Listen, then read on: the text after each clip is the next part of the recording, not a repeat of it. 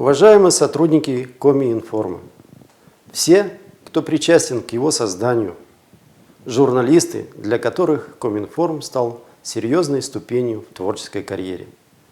Я искренне поздравляю вас с 25-летием агентства.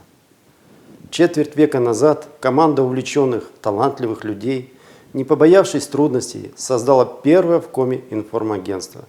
Это был настоящий прорыв в информационной жизни республики. С тех пор Коминформ идет нога в ногу с регионом, является свидетелем и летописцем важнейших событий общественно-политической и социально-экономической жизни региона.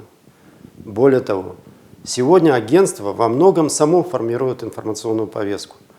Журналисты не только оперативно и корректно подают новости, но еще дополняют их комментариями профессионалов, сопровождают интересным визуальным рядом.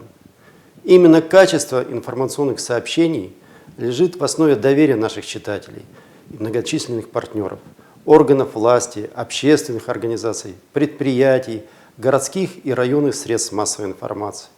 Долгие годы плодотворное сотрудничество связывает с агентством и Государственный совет Республики Коми.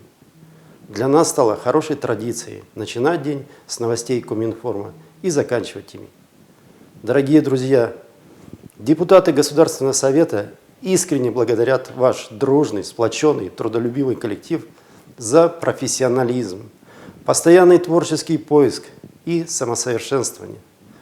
Коминформ уже давно перешагнул рамки привычного нам информагентства. Желаю ему дальнейшего развития, успехов, новых, интересных и смелых проектов.